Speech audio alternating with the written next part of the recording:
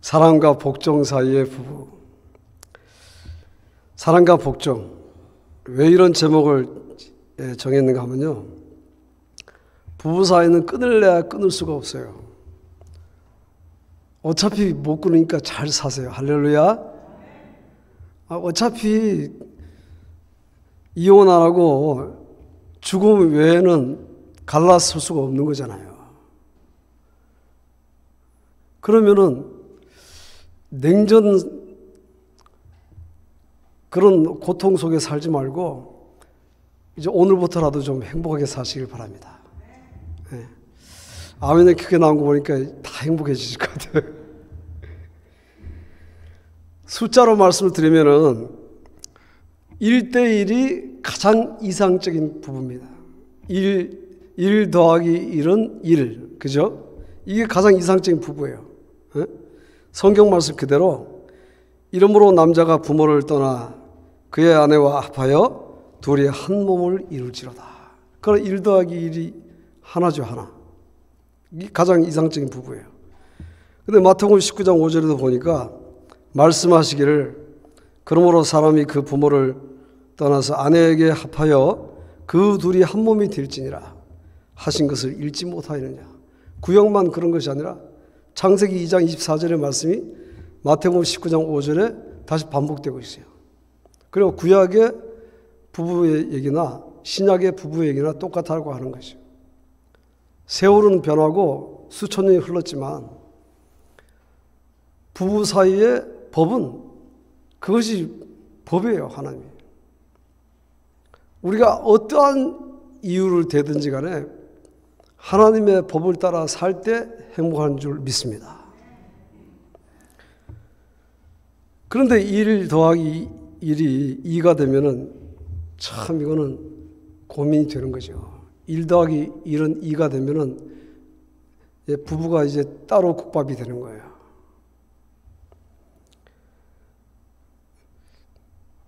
일 더하기 1을 이렇게 해서 이것이 3이 되게 되면 그때부터는 이제 참 심각한 상황이 벌어집니다. 1 더하기 1은 3, 1 더하기 1은 4, 뭐 이런 식으로 나가면 이제 그 가정은 파탄 직전에 있는 그런 가정이 되는 거죠. 오늘 이 성경 말씀 보면서 여러분, 사랑과 복종. 사랑 그러면 좋은데 이 복종 그러면 뭔가 기분이 안 좋아요. 지는 것 같고 손해보는 것 같고. 근데 하나님께서는 분명히 그러셨어요. 아내 되신 분들한테는 남편에게 복종하라. 남편 되신 분들한테는 아내를 사랑하라. 아마 이 내용을 우리가 늘 생각하며 살아가면 부부 사이가 정말 행복하게 될 줄 믿습니다.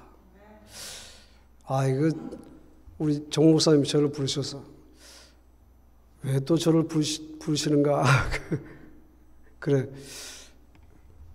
그때 목사님이 하여튼간에 조 목사가 잘 사니까 그냥 어쨌든 이혼하고 잘 살잖아요. 이혼하지 않고 잘 사는 것만 해도 진짜 감사한 거예요. 아내들은 남편에게 복종하라고 했습니다. 아내들아 남편에게 복종하라.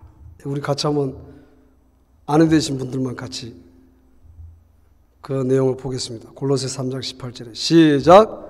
아내들아 남편에게 이는 주 안에서 마땅한지라. 이 내용이 에베소서 5장에 가게 되면 구체적으로 설명을 하고 있어요. 그래서 22절에서 24절에 에베소 5장에 보면 아내들이여 자기 남편에게 복종하기를 어떻게 하라고요? 주께 하듯 하라. 주님이 등장해요. 주님이. 23절에는 이는 남편이 아내의 머리됨이 그리스도께서 교회의 머리됨과 같음이니 그가 바로 몸의 구주시니라. 거기 또 그리스도가 등장해요. 5장 24절에는 그러므로 교회가 그리스도에게 하듯 아내들도 범사에 자기 남편에게 복종할지니라. 부부 사이의 이 얘기에 그리스도가 개입이 되고 교회가 개입이 돼요. 이 내용에서 강조되는 부분이 그리스도잖아요, 그리스도. 그러니까 복종하는 데 있어서 그 복종을 하는 그 이유가 뭐냐면 그리스도를 위해서 하라. 그리스도. 그냥 남편에게 복종하는 것이 아니라 남편에게 복종하는 것은 그리스도에게 복종하는 것이 된다는 것이. 믿으시면 아멘?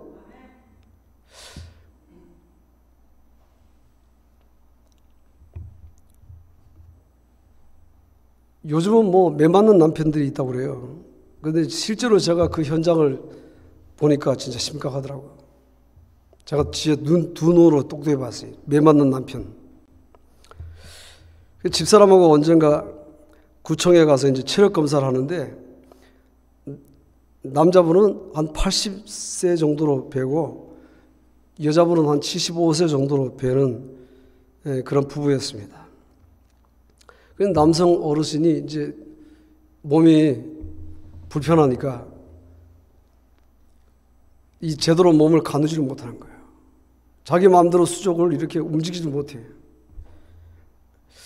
그래서 체력 검사를 하면은 뭐 키도 재야 되고 몸무게도 재야 되고 하여튼 뭐 이렇게 해야 되잖아요. 했는데 이걸 빨리 하지 못하니까 부인이 그냥 화가 나가지고 막 소리를 막 지르는 거예요. 그것도 못한다고.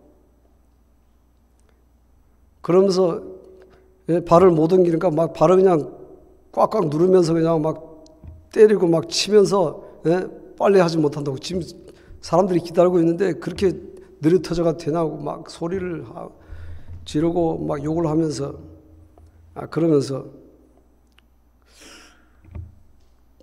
검사하고 있는 걸 봤어요. 그래서 제가 속으로 생각해 봤어요. 이분이 80일 될 때까지 부인 속을 깨 썩였는 것보다. 그래 안 했으면은 이렇게까지 됐겠나 그런 생각이 들더라고요. 사실은 어저께 이렇게 제가 텔레비에서 봤습니다는 62세의 그 할머니인데 그 남편은 2살 어린 그 60세 남편인데 휴지를 종이를 주워 가지고 사는 그런 집인데 부인이 젊어서 시부모를 공양하고 그렇게 남편에게 잘했다는 거예요. 근데 어느 날 갑자기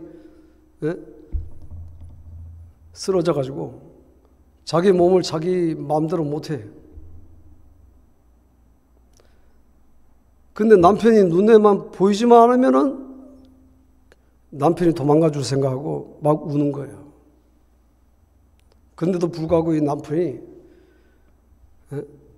폐유지를 주워서 사는 그런 집인데 그 일을 그냥 얼마나 힘들겠어요. 그 일을 하면서 부인이 그냥 눈에서 눈밖에 있는 걸 보지를 못하니까 없어지면 그냥 눈물을 막 흘리면서 막 우는 거예요. 얼마나 안타까워. 그러니까 부인이 잠자는 때에 그 휴지 그런 고물 같은 걸 정리를 하는 거예요. 근데다가 또 뭐 낮에는 또 부인하고 같이 차를 타고 이 부인은 막 뚱뚱해요. 몸을 가누지 못하니까 얼마나 비대하겠습니까? 그런데 이 남자분은 그 비대한 부인을 차에 오르내리고 휠체어를 끌고 다니고 그러니까 아주 바싹 말라가지고 세상에 50kg도 안 나가요. 남자분이. 그런데도 그 부인을 그냥 뽀뽀를 해주고 머리를 감겨주고 그렇게 부인을 봉양을 하더라고요. 케어를 하더라고요. 그렇게. 그래서 참 가난한 집이지만 부부 사이가 진짜 아름다운 부부구나. 오죽하면은 그런 것이 텔레비에 이런 일이 있을까? 그렇게 방영이 됐겠어요. 성경에서는 왜 남편을 귀하게 생각하고 남편에게 복종하라 하느냐? 그는 남편의 구원이 목적이기 때문에. 우리가 하나님의 나라가 목적이잖아요. 이 세상이 목적이 아니고. 그래서 베드로전서 3장 1절에 보면 아내된 자들아 이와 같이 자기 남편에게 순복하라. 이는 혹 도를 순종치 않는 자라도 말로 말미암지 않고 그 아내의 행위로 말미암아 구원을 얻게 하려 함이니. 남편은 아내의 머리라고 했어요. 부인이 남편을 무시하게 되면 그 가정은 질서가 세워지지 않습니다. 결국은 본인이 손해를 보는 거예요. 부인이 자녀들에게 아버지 말씀을 잘 들어라.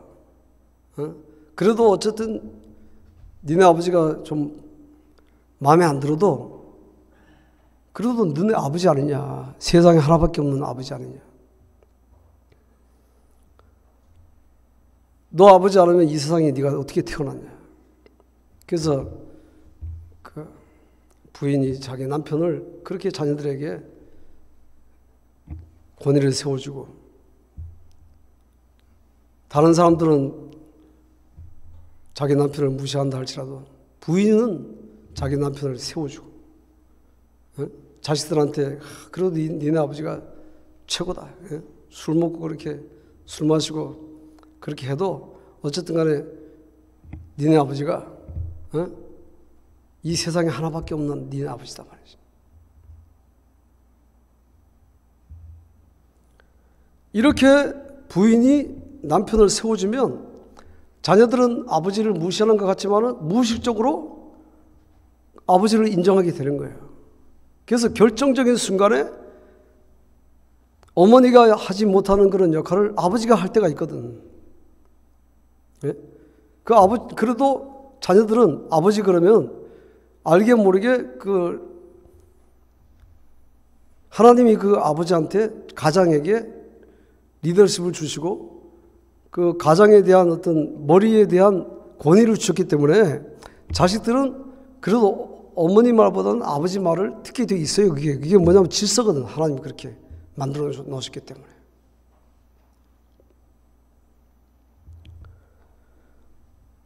그러면은 어떤 어려움이 있을 때에 자녀들이나 이렇게 집에서 어떤 결정을 할 때에 부인이 감당하지 못할 경우에는 아버지가 딱 한마디 하면은 결정이 되는 거예요. 저는 사실 아들이 넷이나 되는데,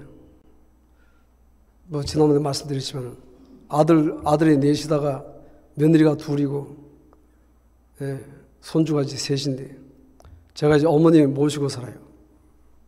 아버지 돌아가시고 어머니 모시고 지금 4년째 살고 있는데 86세십니다. 저는 사실 우리 어머니 생각하면은 집사람 아내를 이렇게 업고 다녀야 돼요. 한번 생각해보세요. 86세 그것도 치매가 있는 시어머니를 모신다고 하는 게 보통 일이 아니거든요. 갈수록 어린아이가 되니까, 그리고 또 며느리니까 시어머니한테 말도 또 크게 못해요.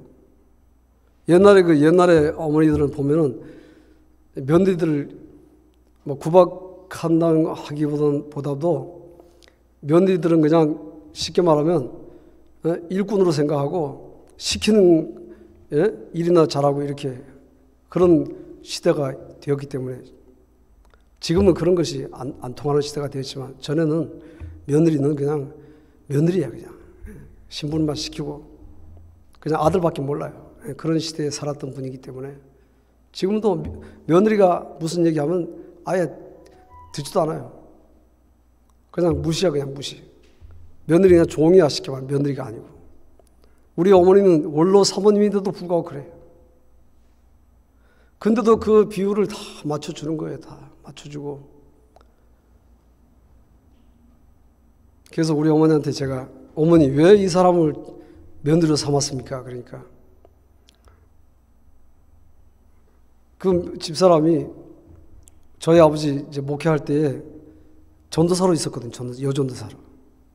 연주사로 이제 아버지 일을 돕고 이렇게 하는 걸 보면서 우리 며느리 삼아야 되겠다고 어머니가 그렇게 생각한 거예요.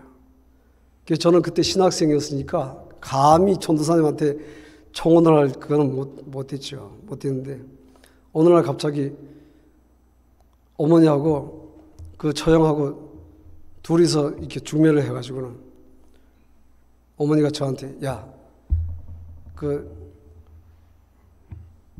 어디 다방으로 나와라. 응? 소개해 줄 사람이 있다고. 그래서 저는 이제 어머니가 나오라니까 다방에 갔죠. 다방에 가니까 거기 전도사님 앉아 있는 거예요. 응? 그 전도사님하고 언니하고, 그 언니가 집사님, 그때 당시 집사였으니까. 그리고 어머니하고 이제 저하고 넷이 앉아갖고 얘기가 뭐냐면 이제 중매하는 자리였어요, 그 자리가. 그래서 저는 원래가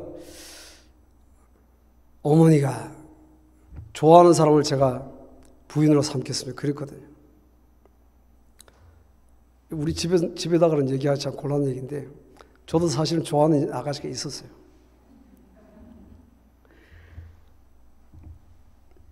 뭐 우리 집사람이 다 아는 얘기니까. 그랬는데 어머니가 걔는 안 되겠다. 하여튼 간에 뭐 좀 괜찮다 싶어가지고 제가 아가씨를 둘 집에 들어와봤었는데 둘 다 캔슬이야. 안 된다고. 그리고 두 번이나 캔슬을 받고 나니까 아주 쉽게 말하면 결혼할 맛이 없는 거예요.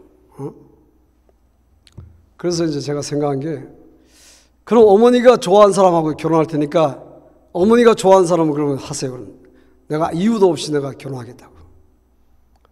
근데 그 생각해 보니까 지금 생각하니까 진짜 잘한 것 같아요. 할렐루야. 예?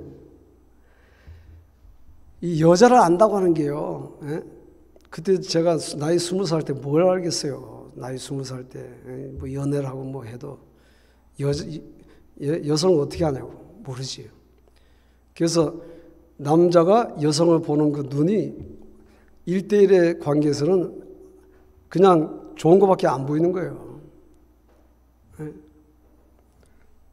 또 그 부모가 보는 눈도 한정이 되어 있는 것이고 적어도 이제 결혼 관계가 되게 되면은 주위에서 사람들이 좋다고 해야 그래야지 이 결혼이 성사가 되고 그런 결혼이 안정감이 있는 거예요.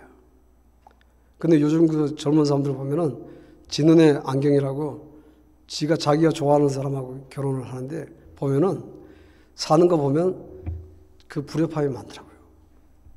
그러니까 열이 결혼하면은 요즘 뭐 반이 이혼한다고 그러잖아요. 그래서 저는 우리 애들이 결혼해가지고 자신 낳고 살아준 것만 해도 감사드리니까 할렐루야. 지금은 이혼만 안 해도 감사해요.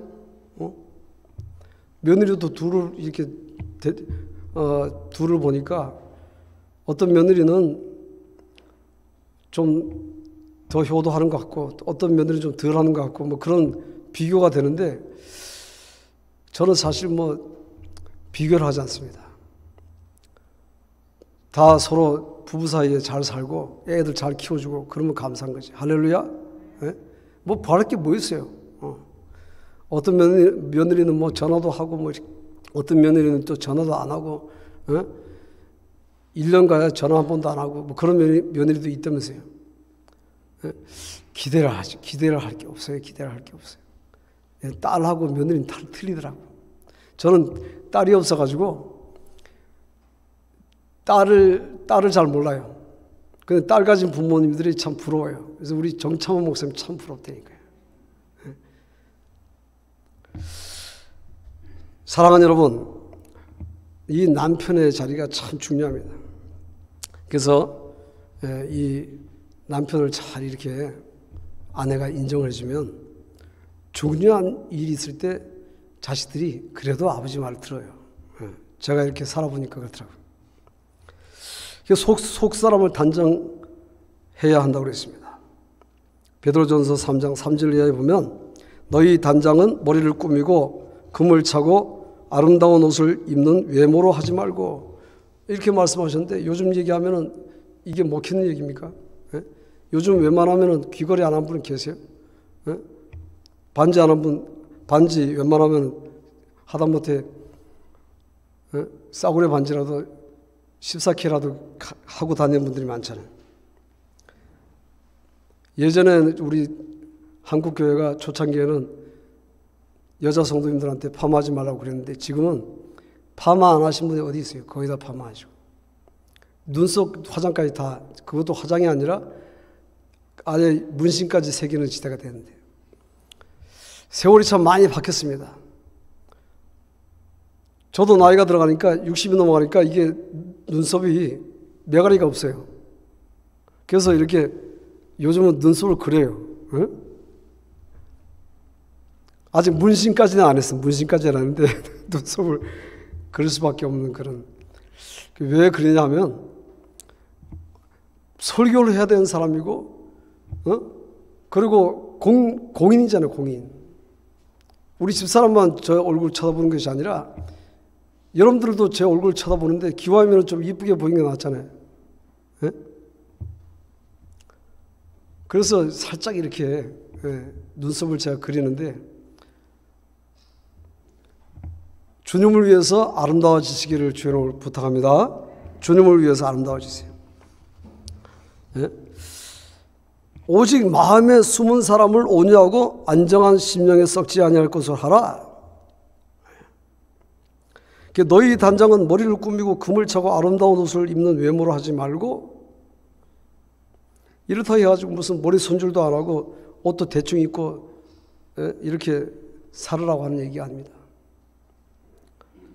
저는 우리 어머니를 존경하는 게 뭐냐면 저희 어머니는 제가 이렇게 아버지하고 사실 때 보면은 집에 계시든 밖에 계시든 간에 우리 어머니 보면은 항상 화장을 하고 계시더라고요. 그래서 그때는 몰랐는데 지금 생각하니까 야, 우리 어머니 진짜 현명하신 분이구나. 집에 계셔도 그냥 화장기가 없는 그런 얼굴 계시지 않고 집에서나 바깥에서나 늘 어머니는 자기 얼굴을 단장하고 깨끗하게 그렇게 단장하고 사셨어요. 지금도 86세인데도 불구하고 얼굴이 그냥 살갗도 하얀데 제가 살갗이 좀 하얗죠? 아니신가? 제가 어머니 피부를 닮아가지고 살갗이 좀 하얗습니다. 근데다가 또 이렇게 좀 밝은 옷을 입으니까 더 하얗게 보이지. 기분 나빠요? 우리 어머니는 지금도요, 얼마나 얼굴을 단장하시는지. 그래서 제가 어머니 어머니 이렇게 염색하시면 더 이쁘시겠다고 그러니까 염색 안 한대. 염색 안 하신대. 머리는 하얘신데 이 피부는요 86세라 안 보여요. 그래서 어디 이렇게 어르신들 모인 데 가면은 아주 그냥 빛이 나. 그 얼굴을 그렇게 잘 가꾸신단 말이죠. 얼굴 가꾸는 데 대해서는 화장품 비싼 거 쓰는 거를 제가 말리지 않습니다. 예전에 우리 어머니가 화장품을 쓰시는데 저희 아버지가 제일 비싼 화장품.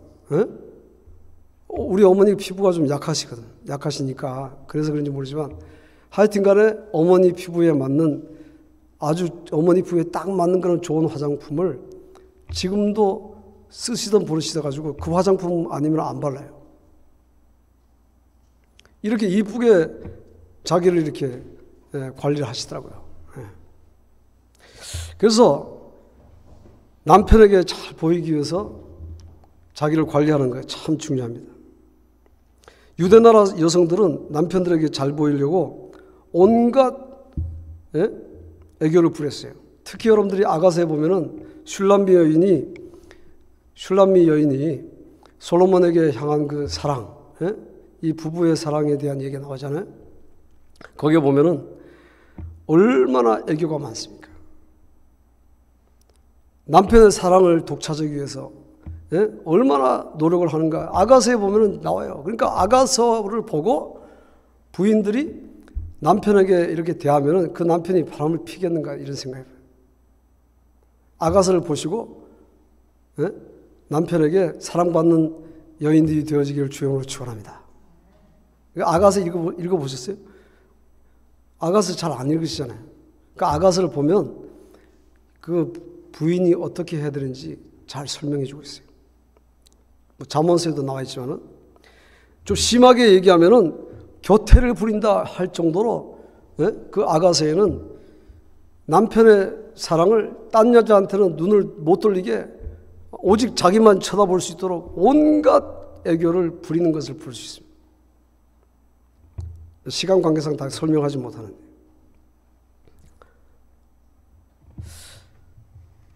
사는 날 동안 선을 행하라고 했습니다. 잠언서 31장 10절 이하에 보면 누가 현숙한 여인을 찾아 얻겠느냐? 그 값은 진주보다 더하니라. 그런 자의 남편의 마음은 그를 믿나니 사람의 핍절치 아니하겠으며 그런 자는 살아있는 동안에 그 남편에게 선을 행하고 악을 행치 아니하느니라. 예.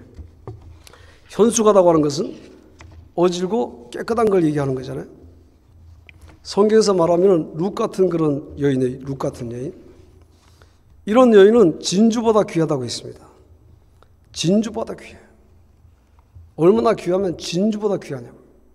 남편이 자기 부인을 진주보다 귀하다고 이렇게 생각하는 그런 마음을 가지니까 남편이 아내에게 보석을 사서 드리잖아요. 제가 철이 없을 때는 우리 집사람은 보석 같은 거 별로 좋아하지 않은가 보다 이런 생각했어요. 근데 나이가 들면서 언제부턴가 제가 바뀌었습니다. 그래가지고 뭐 비싼 보석은 사주지 못하더라도 그냥 좀 이쁘게 생긴 거, 요즘 그런 거 있잖아요. 뭐 몇십만 원짜리가 아니라 그저 뭐 한 10,000원, 20,000원짜리라도 그 이쁘게 보이는 거 있잖아요. 한 번 이렇게 할 수 있는 그런 기분 좋게 하는 거. 여자분들은 그런 거 좋아하더라고요. 제가 이렇게 이 팔찌를 끼고 다녔는데 이게 비싸게 생겼어요. 이거 한 30만 원짜리인데 집사람이 제주도 여행 가서 사서 주더라고요. 부러워요? 이거는 건강을 위해서 이제 보석으로 이렇게 해서 집사람이 저한테 줬는데 저도 이렇게 해외 간다든지 뭐 지방에 무슨 세미나 간다든지 이렇게 가면은 전에는 안 그랬는데 요즘은 우리 집사람이 그런 거 사다 주면 좋아하더라고요. 목사님 사모님이라서 그냥 뭐 그런 거 사치한 거 별로 좋아하지 않겠다 생각했는데 사치한 거가 아니라 여성들은 그 아름다운 거, 그 비싼 보석이 아니더라도 그 남편이 사다 주는 2만 원짜리, 3만 원짜리, 일본말로 얘기하면은 니세모노라 그랬는데 보석 비슷하게 생긴 거, 그런 거라도 그냥 선물로 가볍게 이렇게 사주면은 좋아하더라고요. 저는 우리 집사람이 아들들만 많이 키워가지고 그래서 남자같이 생겼다고 이렇게 아니 점점 나이가 갈수록 소리가 커져요. 저는 오히려 소리가 작아지는데 왜 작아지냐면 집사람이 커지는데 저도 커지면 어떻게 나중에 박사 이기냐 싸움이 일어나지.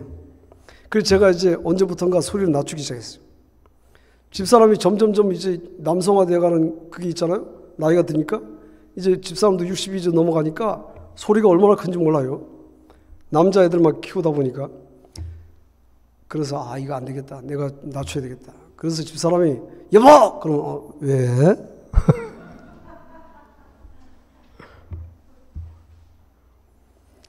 하여튼 참 쉬운 일이 아닙니다. 이거 부부 사이가 이게. 여러분 운전할 때 부부싸움 많이 하잖아요. 그래서 저는 매일 이제 새벽에 집사람과 같이 이제 차 타고 교회 가야 되니까 자가용 타고 이제 가는데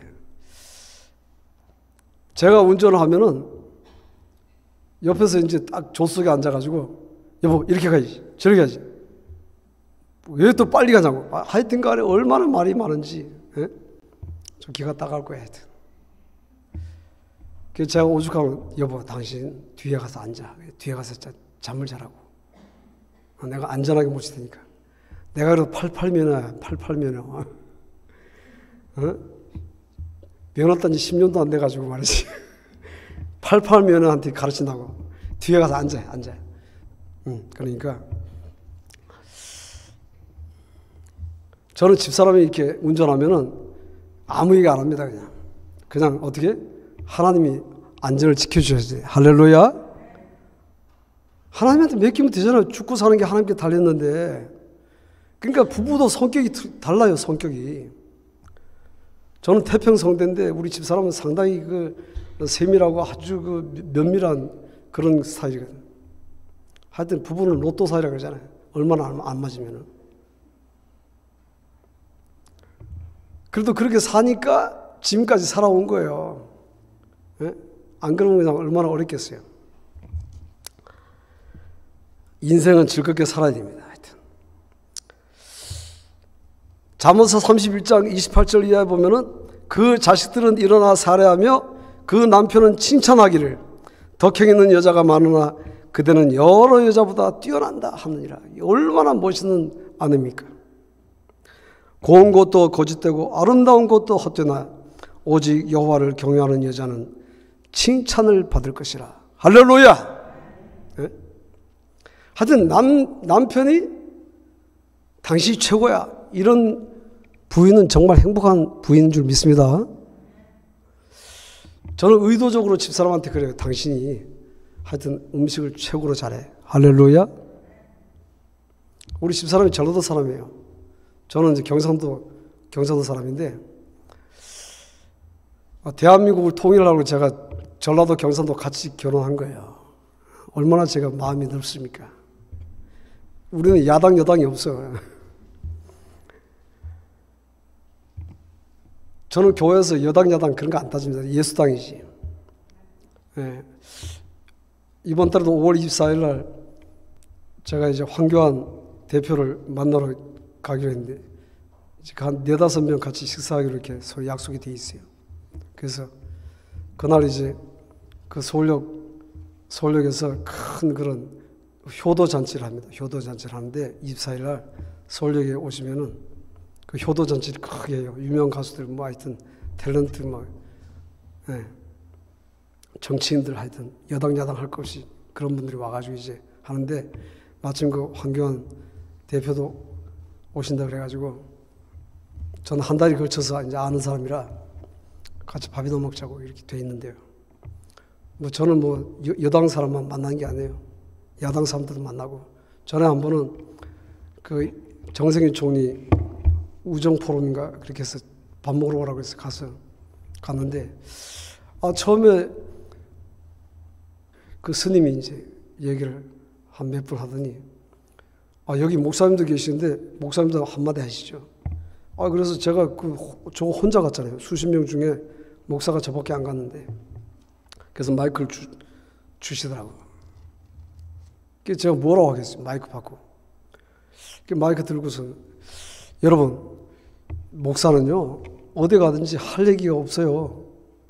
제가 할 수 있는 일은 그저 예수 얘기밖에 할 게 없어요. 에? 여러분 우리 다 죽습니다. 언젠간 죽어요. 예수님 그 천당 가세요. 아니 그 정세균 총리 그 우정 포럼 가가지고 제가 마이크 들고서 전도했다니까. 할렐루야. 목사가 할 얘기가 그밖에 더 있어요? 다른 얘기 뭐예요? 다른 얘기를 제가 까는 얘기를 하겠어요? 칭찬을 하겠어요?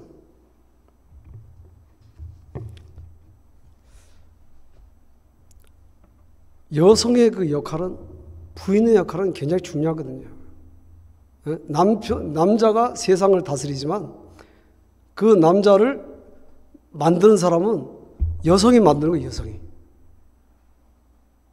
부인이 그 남자의 위상을 세워주고 프라이드를 세워주고 그러니까 대통령 딱 되면 대통령 영부인 젊고 나이는 많은 게 뭐 상관이 있습니까? 젊어도 대통령 영부인인데 누가 그것을 인정하지 않겠냐. 여러분 부인의 역할이 굉장히 중요합니다. 이제 아름다운 그런 아내가 되시길 주님을 축원합니다. 그래서 멋진 인생이 되십시오. 예? 이제 또 여자분들 얘기했으니까 남자분들도 얘기 좀 해야지, 그죠? 그래야지 그 동등한 거니까. 그래서 남편들은 아내를 사랑하라고 그랬어요. 골로새 3장 19절에 보면 남편들아 아내를 사랑하며 괴롭게 하지 말며, 예? 아내를 사랑하며 괴롭게 하지 말아요. 에베소 5장 25절 이하에 이제 설명을 잘하고 있습니다. 어떻게 설명하고 있냐면 남편들아 아내 사랑하기를 그리스도께서 교회를 사랑하시고 그 교회를 위하여 자신을 주신 같이 하라. 이는 곧 물로 씻어 말씀으로 깨끗하게 하사 거룩하게 하시고 자기 앞에 영광스러운 교회로 세우사 티나 주름 잡힌 것이나 이런 것들이 없이 거룩하고 흠이 없게 하려 하심이라. 할렐루야. 부부 사이에 일어난 그런 그 이야기 속에 누가 등장하느냐? 그리스도가 등장하고 교회가 등장해요. 그냥 부부 사이가 아니에요. 그냥 남편과 아내 사이가 아니에요. 그리스도가 등장해요. 그리스도가. 우리가 집에서 부부가 살아가지만 부부만 사는 것이 아니라 그 부부의 사이에 주님이 같이 사신단 말이지. 이걸 잊어버리고 살아요. 잊어버리고. 그러다 보니까 거기에 사고가 나는 거예요. 예수님이 안 보이니까 사고가 나는 거예요. 사고가. 예수님이 보인다고 생각하면 사고는 안 칠 텐데. 인생을 즐겁게 살려면 아내를 사랑하라고 하는 것입니다. 예, 전도서 9장 9절에 보면은 내 헛된 평생의 모든 날 곧 하나님이 해 아래에서 네게 주신 모든 헛된 날에 사랑하는 아내와 함께 즐겁게 살지어다. 세상 사는 게 헛된데 아내하고 사는 게 그게 행복이래요. 할렐루야. 하나님이 아내하고 사는 행복을 주신 거예요. 이 세상에는 헛된 모든 게 헛되고 해 아래 수고함이 헛되다고. 그런데 헛되지 않은 게 하나 있어요. 아내와 함께 사는 게 그게 헛되지 않고 행복한 것이에요. 믿으시면 아멘? 아니 제가 얘기한 게 아니고 성경에 그렇게 적혀 있잖아요. 이는 네가 일평생에 해 아래에서 수고하고 얻은 분복이니라. 따지고 보니까 남편이 어떻게 부인에게 하느냐에 따라 가지고 부인이 만들어지는 거예요.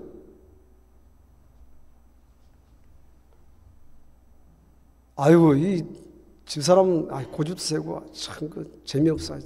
저 사람하고는 다시 태어난다면 같이 안 살라고 이렇게 하겠다는 그런 사람들도 있는데 다시 태어날 일도 없겠지만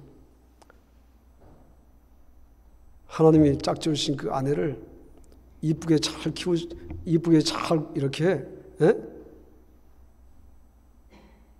만들어가는 것은 남자의 역할이에요. 제가 오늘 별 얘기를 다 하지만은 우리 집사람은 사실 중학교 출신이에요. 중학교 졸업해가지고 그리고 이제 신학교 해가지고 전도사가 됐어요. 그러니까 얼마나 초스피드로 전도사가 되는지. 제가 19살에 신학교 들어갔는데 이미 집사람은 전도사로 있었어요. 고등학교를 공부를 안 했으니까 바로 이제 일반 신학교에서 전도사가 되는데 제가 이렇게 같이 살면서 5형제 장남인데다가 동서가 넷이잖아요, 집사람한테. 근데 집안을 이끌어 가려면은 우리 집사람이 좀 약간 공부도 좀 하고, 좀 학벌도 좀 좋아져야 될 거 아니에요. 그래 안 그래요? 그래야지 집안을 이끌고 갈 거 아니에요. 저는 목사 노릇을 하지만 집사람이 집안에서 다 대소사 일을 집사람이 다 해야 되는데, 그래서 제가 생각한 게 집사람을 공부를 많이 시켜야 되겠다. 그래서 결혼해가지고 집사람 고등학교 졸업하고 그리고 이제 전문대학교 보내가지고 전문학사 받고 또 이렇게 해가지고 대학 졸업하고 다 이렇게 해서 정상적인 코스를 다 이렇게 했습니다. 해가지고 그 며느리 5명 중에서 학벌이 제일 좋아. 기분 나쁘세요? 학벌이 좋다. 제가 이렇게 올렸어요. 권위를 세워주고 그리고 공부도 좀 이렇게 해서 그러니까 뭐 학사인데다가 지금 가지고 있는 그 능력이 뭐냐면 사회복지사에다가 또 일본어 통번역사에다가 그 다음에 또 외국 사람한테 한국말 가르치는 교사한테다가 하여튼 이 요양보호사까지 해가지고 사가 네 개야, 사가. 전문 그 직이 4가지나 있어요. 저보다 사가 더 많아, 하여튼 간에. 그런데 이래 되니까 그 집안을 통솔해 가더라고요. 저는 집에 일은 집사람이 다 맡아서 합니다. 제가 신경 안 써도 알아서 다. 저는 오케이. 당신이 결정한 대로 할 테니까, 위임할 테니까 다 하라고. 저는 오직 교회만 하고. 그렇게 해서 일이 참 많아요. 응? 집안일 해야 되지. 어머니 케어해야 되지. 남편도 뒷바라지 해야 되지. 교회도 더 신경 써야지. 하여튼 간에 팔방미인이야. 제가 집사람 자랑하는 것 같아서 미안합니다. 여자분들이 할 일이 참 많아요. 근데 남자분이 그 자기 부인을 이렇게 만들어야 돼요. 사실 제가 집사람하고 결혼하기 전에는 집사람을 제가 안 쳐다봤어요. 그때 저는 서울 사람이었고 집사람은 시골에서 온 그 시골뜨기였거든. 눈에 차겠어요, 솔직히 얘기해서.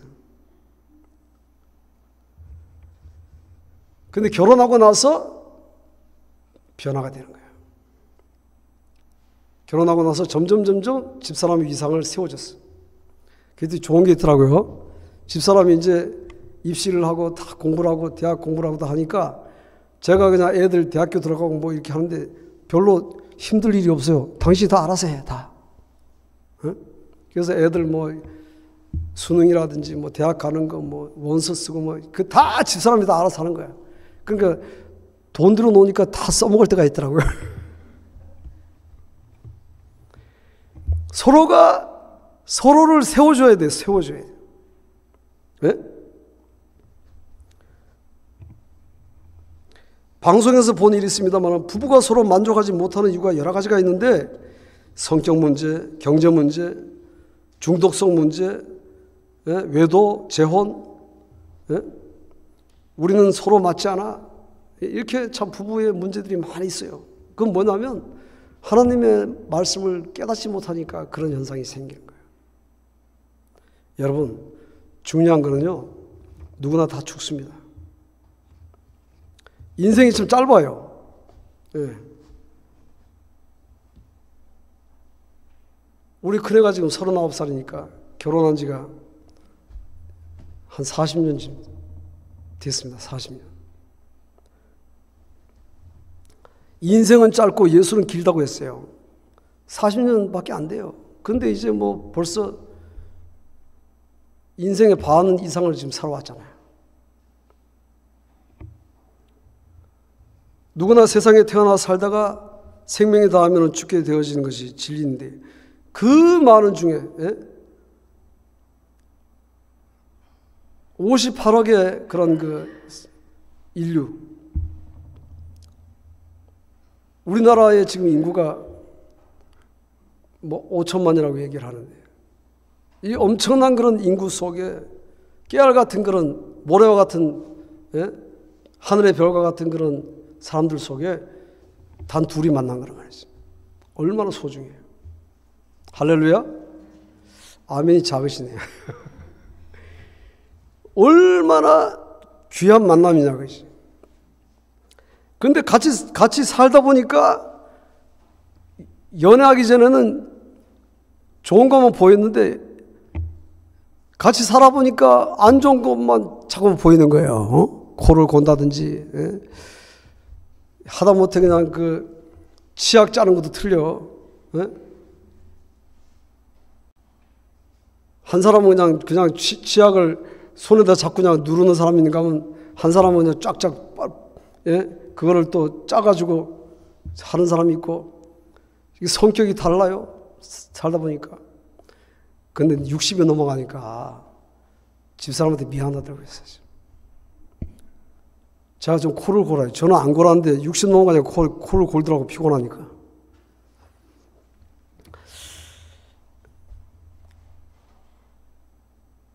그래도 같이 자이잖아요, 그죠? 그래서 집사람이 먼저 자기 전에 제가 먼저 자요. 근데 뭐 저만 고는 게 아니라 집사람도 피곤하니까 골더라고. 그래서 그때부터 머리를 썼어. 내가 먼저 자야지. 하이.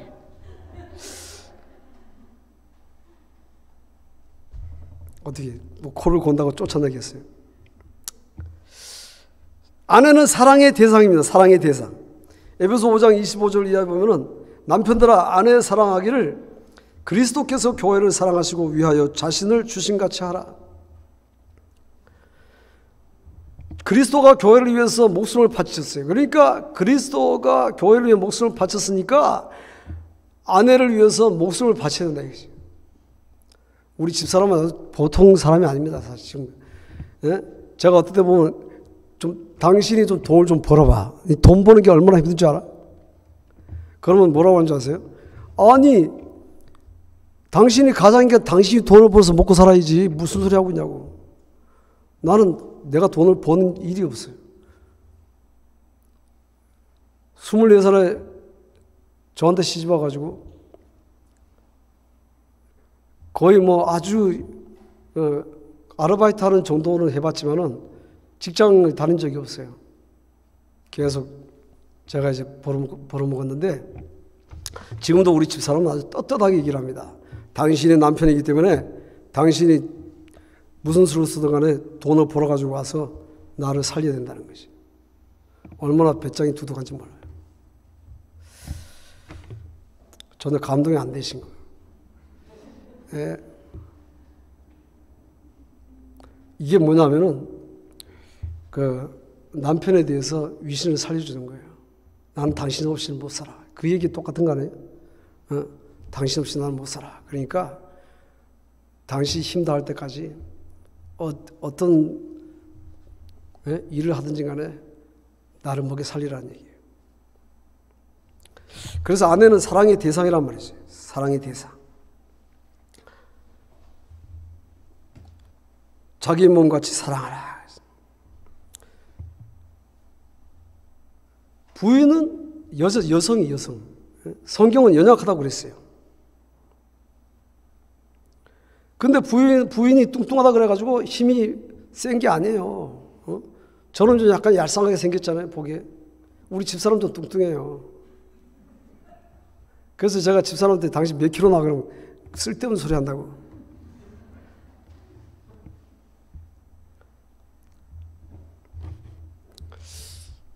그 키로는 절대로 얘기를 안 해요. 그래서 이제 집에서 가끔씩 이렇게 종호를 갖다 놓고서 키로를 재는데 제가 이제 살짝 가서 보러기 하면 어디를 보냐고 아주 그냥 소리를 막 지르고 그냥 못 봐. 몇 킬로인지 몰라 집사람이. 근데 분명한 사실은 저보다 뚱뚱해.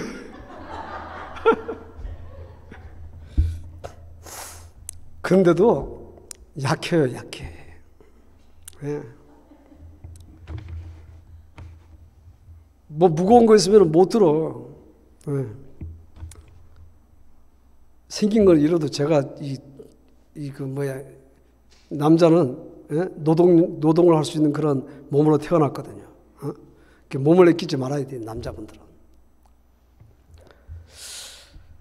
그럼 약하니까 그 약한 부인을 때리고 말이죠. 그러면 되겠어요? 안 되지. 남자가 되기를 포기하는 것이. 남자분들은 아내한테 손찌검을 했다? 그때부터는 내가 남자가 아니다. 이렇게 생각해야 돼. 다 같이 그때부터는 내가 남자가 아니다.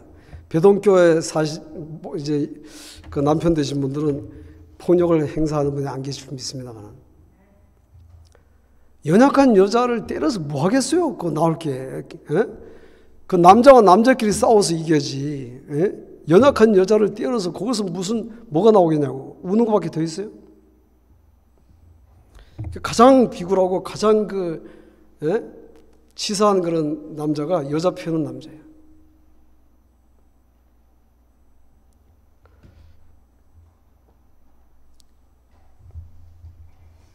자기 몸같이 사랑하라 그랬어요. 자기 아내를 사랑하지 못하는 사람이 어떻게 다른 사람을 사랑하겠습니까? 그래서 성경에 아담은 이렇게 고백하잖아요. 내 뼈 중에 뼈요 살 중에 살이라. 다 같이 한번 해보시죠. 내 뼈 중에 뼈요 살 중에 살이라. 네? 아내의 자리가 내 뼈 중에 뼈요 살 중에 살이에요. 아내가 아프면 내가 아픈 거예요. 전에 젊었을 때는 아프다 그러면 당신 병원 가면 되잖아.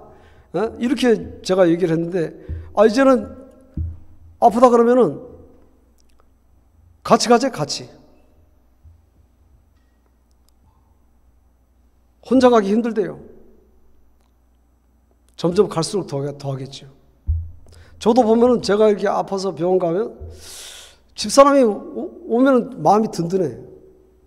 혼자 가면 좀 약간 거시가 한데 집사람이 같이 이렇게 차로 픽업해주고 그렇게 해주면 마음이 괜히 든든한 거예요. 나이가 들수록 남편과 아내의 사이가 상당히 중요하다는 것이죠. 성경에는 아내는 연약한 그릇이라고 이렇게 말했습니다. 베드로전서 3장 7절에 아내는 연약한 그릇이라고 했어요. 생명의 유업을 함께 받을 자라고 했습니다. 사랑하게 되면 아끼게 되고, 사랑하면 추울 때 옷 입히고 더울 때 시원하게 해주고, 사랑하면 똥 싸고 방귀를 껴도 더럽다 하지 않고, 사랑하면 냄새 난다고 안 그래요? 저도 이 집사람과 같이 이렇게 이불 속에서 자다가 방귀를 팍 끼면 그 냄새가 나지. 안 날 수가 있어요. 그럼 또 이불도 제껴 버리고 또 냄새 나가라고 제끼고 또 이제 이불 속에서 자는 거예요. 사람이 피곤하다 보면 밤에 씻지도 않고 잘 때도 있잖아요. 냄새가 왜 안 나겠어요? 그런데 사랑하면 몸이 피곤하다고 그러면은 편안하게 잠자게 해주는 거예요. 여자는 싫다고 그러는데 큰 집적거리면 그것도 뭐 되냐고요. 아이고 여보 나 오늘 피곤해. 그러니까 일찍 자자고. 그러면은 그냥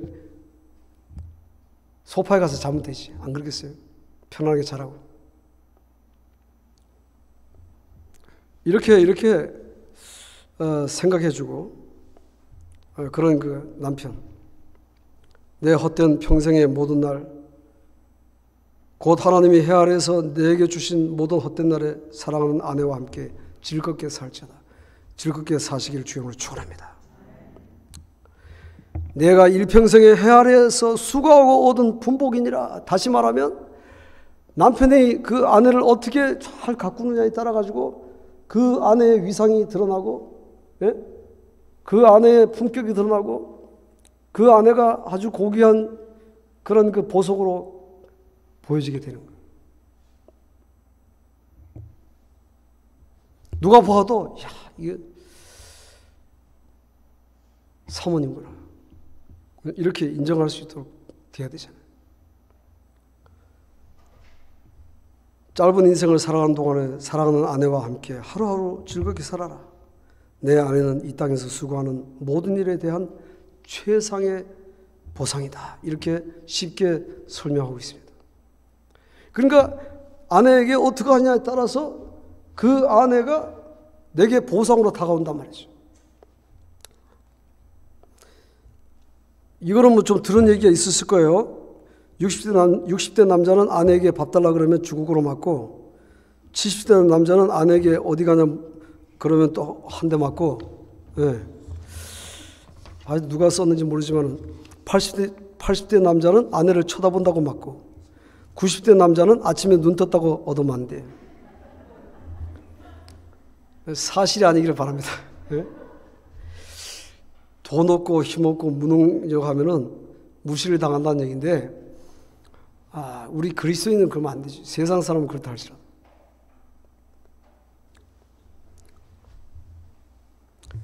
오늘 이 부부 사이의 그런 그 이야기가 결국은 결론적으로 무슨 얘기냐 하면은 교회를 주님께서 가르치기 위해서.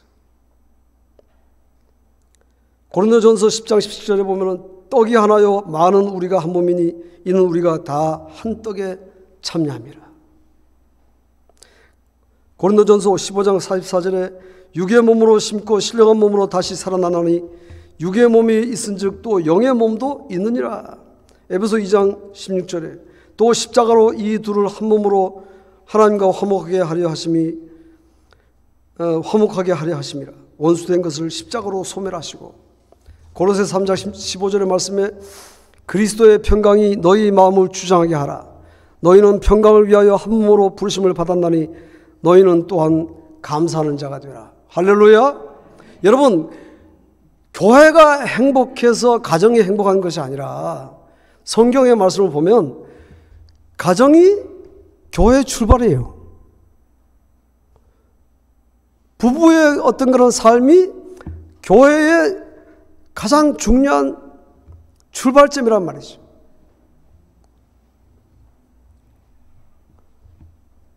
가정이 행복하면 교회는 자연히 행복한 것이죠. 교회에 와서 행복을 찾으려고 하는 것이 아니라 여러분들 가정에서 행복을 찾기를 주님을 축원합니다. 우리가 교회에서 하나님의 말씀을 배우고 듣고 가정에서 행복하게 이루어지면은 그 사람은 행복한 삶이 되는 거예요. 교회 오면은 부부가 행복하게 보이는데 가정에 가면 지옥이다. 이게 되겠습니까? 이래가지고. 우리 인생은 기한이 있습니다. 천년만년 남편과 함께 사는 것이 아니라 때가 되면 다 헤어져야 돼 이제. 어떤 분은 10년, 아니 20년, 30년, 여기 계신 분들은 앞으로 50년, 100살까지 산다 그래도 아무리 오래 살아도 50년이면 다 이제 헤어져야 되는 그런 삶 속에 살아가지 않습니까? 말씀 마치겠습니다, 여러분. 남편과 아내 사이는 하나님이 행복하라고 짝지어진 사이예요. 그래서 부인이 남편을 세워주고 남편이 부인을 세워주고, 물론 살다 보니까 안 맞는 것도 있죠. 삐그덕거리는 거 있죠. 그렇다고 해도 부부가 행복하기 위해서 노력을 할 수 있잖아요. 오늘 이 배동교회 사랑하는 성도 여러분, 우리가 1년 365일 이런 얘기를 듣는 것이 아니라 5월 달에 가정의 달에 많이 들어봐야 1년에 한두 번 듣는 거 아니겠습니까? 부부에 대한 이야기. 또 혼자 사신 분들은 또 이런 이야기 하면 조금 외로운 그런 감도 있겠지만은 혼자 살아도 이런 말씀을 듣고 자녀들한테 가르칠 수도 있는 것이고, 또 주위에도 가르칠 수 있는 거 아니겠어요? 어쨌든 간에 여러분들의 모든 가정이 부부가 행복하고 남편이 행복하고 아내가 행복하고 그래서 교회가 행복한 그런 일이 있기를 주님으로 축원합니다.